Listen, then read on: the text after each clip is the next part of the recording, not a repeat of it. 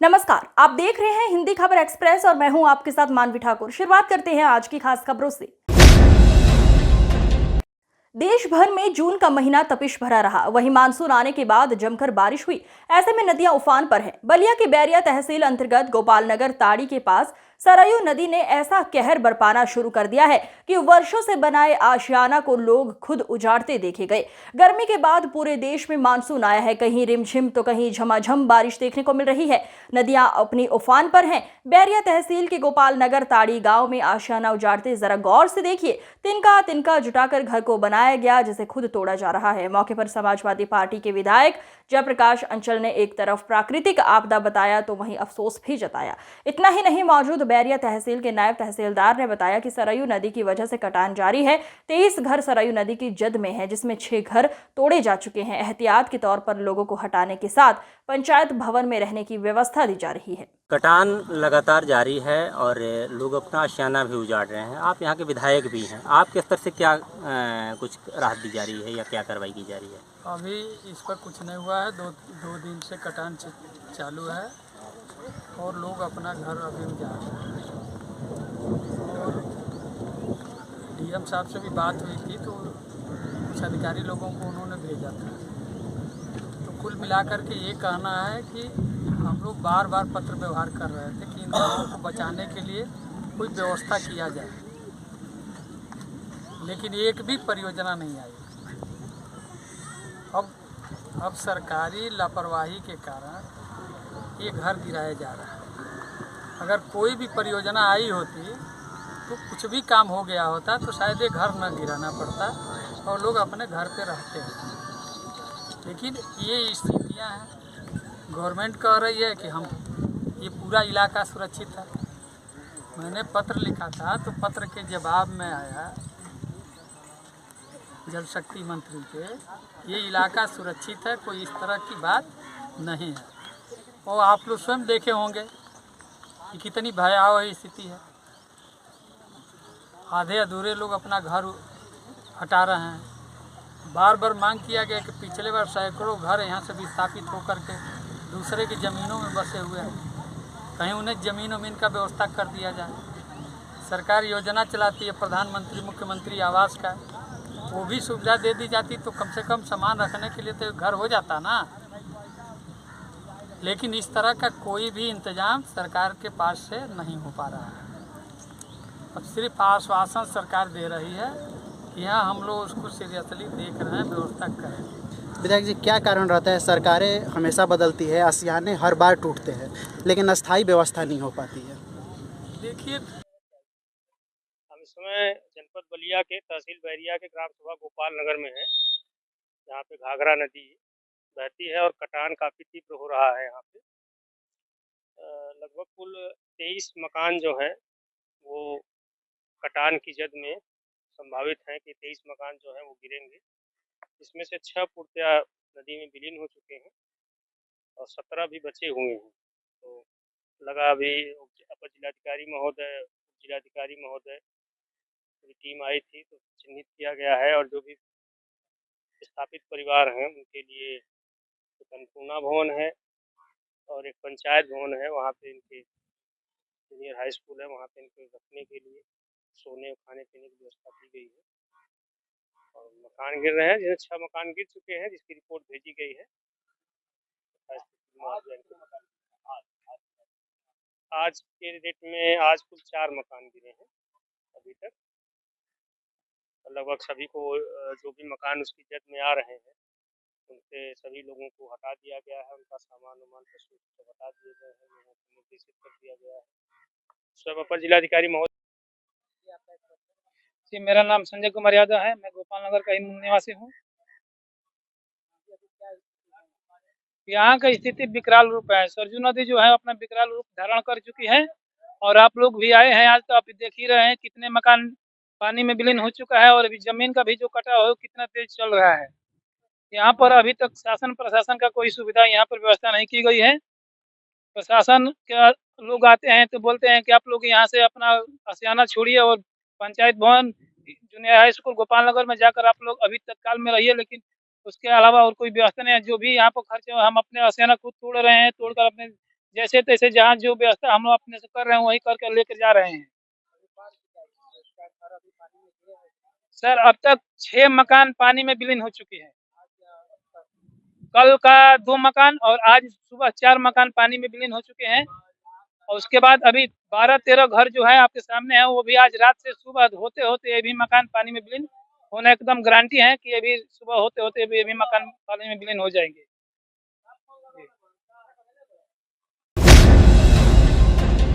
कौशाम्बी जिले में खेत से चरी काटने गई किशोरी को युवक ने अपने साथी के साथ मिलकर अपहरण कर लिया। अपहरण के बाद युवक किशोरी को मोटरसाइकिल से प्रयागराज के पास रिश्तेदारी में लेकर गया और उसके साथ जबरन रेप किया। इतना ही नहीं, उसका अश्लील वीडियो भी बना लिया। पिता द्वारा शिकायत की गई तो पुलिस ने किशोरी को बरामद कर मां बाप को सौंप दिया, लेकिन मुकदमा दर्ज नहीं किया। एसपी के दखल के बाद पुलिस ने मुकदमा दर्ज किया। घटना करारी थाना क्षेत्र के एक गांव की है, जहां पर पीड़ित पिता ने करारी पुलिस को तहरीर देते हुए बताया था कि उसकी नाबालिग बेटी 1 जुलाई को सुबह खेत से चरी काटने गई थी। तभी सानू अपने साथ के साथ मोटरसाइकिल से आया और बेटी का अपहरण कर लिया। बेटी चीखती चिल्लाती रही, लेकिन उसको रहम नहीं आया। बेटी को लेकर प्रयागराज के पास रिश्तेदारी में लेकर गया और वो वहां पर उसके साथ जबरन रेप किया गया। पीड़ित पिता की शिकायत पर पुलिस ने बेटी को रिश्तेदार के यहां से बरामद तो किया, लेकिन मुकदमा नहीं दर्ज किया। परेशान पिता ने एसपी से मिलकर न्याय की गुहार लगाई है। एसपी के दखल के बाद करारी पुलिस ने मुकदमा दर्ज कर आरोपियों की तलाश शुरू कर दी है। और दूसरा का लिखा गया है, बकरी चराने गई थी, चरी काटने गई थी युवती, उसके साथ नाबालिग है, उसके साथ रेप हुआ है। क्या दिनांक 8/7/24 को थाना करारी अंतर्गत सानू नाम के एक व्यक्ति के विरुद्ध अभियोग पंजीकृत हुआ है। पीड़िता का मेडिकल कराया जा रहा है। मेडिकल रिपोर्ट के आधार पर एवं बयान के आधार पर विधिक कार्रवाई की जाएगी। सर आरोप है कि उसका वीडियो भी बना लिया सही। विवेचना में देखा जाएगा, जो भी एविडेंस आएंगे उसको सम्मिलित करके कार्रवाई की जाएगी। यूपी के शाहजहांपुर में खनौत नदी का जलस्तर लगातार बढ़ने से कई रिहायशी इलाकों में जलभराव की स्थिति उत्पन्न हो गई है।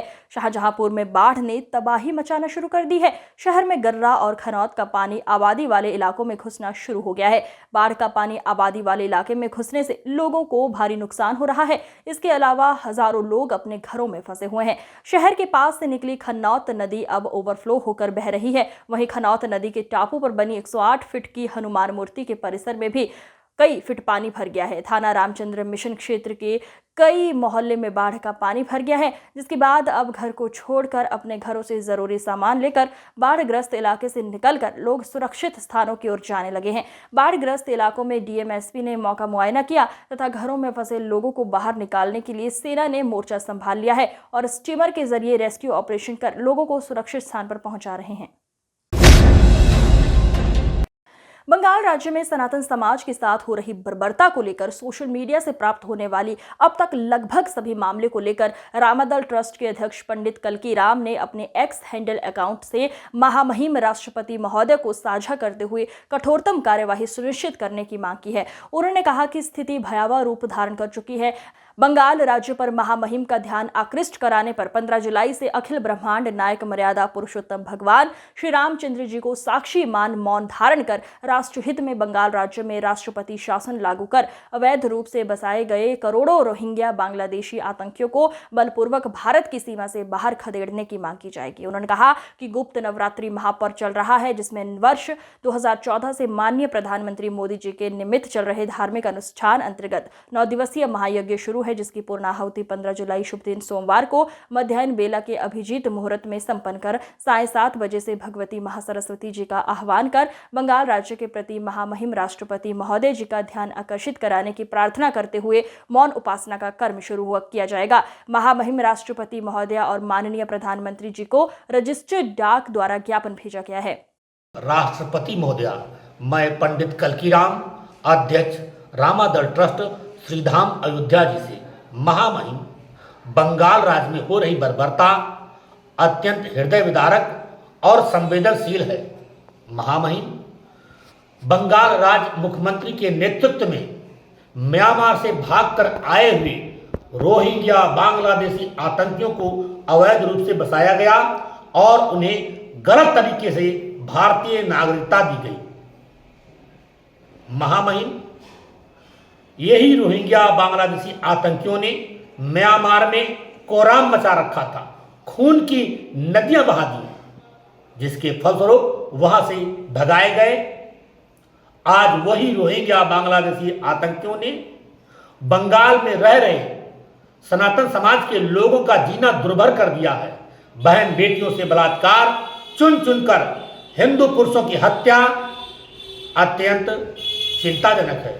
महामहिम बंगाल राज्य में अवैध रूप से बसाए गए रोहिंग्या बांग्लादेशी आतंकियों को बलपूर्वक भारत की सीमा के बाहर खदेड़ते हुए बंगाल राज्य में राष्ट्रपति शासन लागू करने की मांग लेकर धर्मनगरी अयोध्या जी में अखिल ब्रह्मांड नायक मर्यादा पुरुषोत्तम भगवान श्री रामचंद्र जी को साक्षी मानकर मानवता और सनातन धर्म के हितार्थ 15 जुलाई शुभ दिन सोमवार से मौन अनशन आरंभ किया जा रहा है। इस मौन अनशन में ज्ञान, बुद्धि और चित्त की अधिष्ठात्री देवी माता महासरस्वती जी का आवाहन कर प्रार्थना होगी कि वे भगवती आपका ध्यान और माननीय प्रधानमंत्री जी का ध्यान बंगाल राज्य की ओर गंभीरतापूर्वक आकृष्ट कराएं और मानवता की रक्षा करें। गोंडा जनपद थाना नवाबगंज क्षेत्र में फाइनेंस कंपनी ने एक एजेंट के साथ हुई लूट की घटना का पुलिस ने सफल अनावरण किया। इस मामले में पुलिस ने अंतरजनपदीय गिरोह के 5 शातिर लुटेरों को गिरफ्तार किया है। गिरफ्तारी के दौरान पुलिस ने लूट के 3,02,000 रुपए नगद, एक टूटी हुई माइक्रो एटीएम डिवाइस, नीले रंग का पिट्ठू बैग, आधार कार्ड, घटना में प्रयुक्त 3 मोटरसाइकिल और 4 मोबाइल फोन बरामद किए हैं। पुलिस अधीक्षक ने बताया, आरोपियों को विभिन्न स्थानों पर दबिश देकर गिरफ्तार किया गया है। ये गिरोह लंबे समय से विभिन्न जिलों में लूटपाट की घटनाओं को अंजाम दे रहा था। इस सफलता पर पुलिस टीम को बधाई देते हुए पुलिस अधीक्षक ने कहा कि ये गिरफ्तारी क्षेत्र में शांति और सुरक्षा सुनिश्चित करने की दिशा में एक महत्वपूर्ण कदम है। गिरफ्तार आरोपियों से पूछताछ जारी है और आगे की कार्रवाई की जा रही है। थाना नवाबगंज पुलिस को दिनांक 4 जुलाई की देर रात्रि को सूचना प्राप्त हुई थी कि एक फाइनेंस कंपनी के 2 एजेंट बाइक पे सवार होकर कैश लेकर जा रहे थे अपने घर की तरफ और रात करीब 10:38 पे अज्ञात बाइक सवारों द्वारा डंडे से प्रहार करके उनसे उनके कैश का बैग छीन के फरार हो गए थे। इस सूचना पर तत्काल उच्चाधिकारियों द्वारा मौके का निरीक्षण करते हुए वादी की तहरीर के आधार पर सुसंगत धाराओं में थाना नवाबगंज पर अभियोग पंजीकृत किया गया था। इस लूट की घटना का शीघ्र सफल अनावरण करने हेतु अपर पुलिस अधीक्षक पश्चिमी के नेतृत्व में कुल 5 टीमों का गठन किया गया था, जिसमें एसओजी और सर्विलांस टीम को भी लगाया गया था। इन सभी टीमों के अथक मेहनत एवं प्रयासोपरांत टेक्निकल एवं मैनुअल साक्ष्यों के आधार पे 4 दिन के भीतर घटना का सफल अनावरण करते हुए इस पूरी घटना में शामिल 5 अंतरजनपदीय शातिर लुटेरों को गिरफ्तार किया गया है, जिनकी निशानदेही से लूटी हुई रकम में से 3,02,000 रुपए नगद, एक माइक्रो एटीएम कार्ड जो इनके द्वारा तोड़ दिया गया था, वादी का थैला, आधार कार्ड तथा घटना में प्रयुक्त 3 मोटरसाइकिलें बरामद की गई हैं।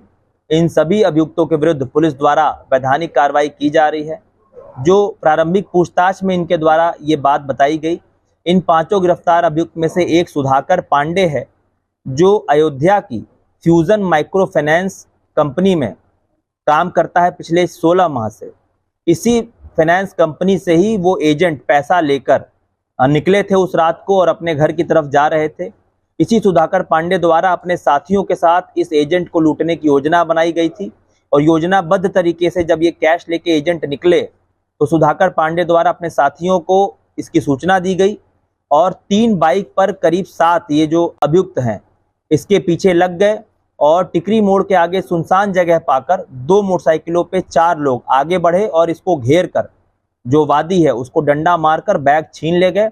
उसके बाद ये सभी आरोपी मौके से फरार हो गए। इस प्रकार इस पूरी घटना का अनावरण करते हुए 5 बदमाशों को आज जेल भेजा जा रहा है। इसमें 3 वांछित हैं, उनकी भी शीघ्र ही गिरफ्तारी की जाएगी। आज की खबरों में बस इतना ही। देखते रहिए हिंदी खबर एक्सप्रेस। नमस्कार।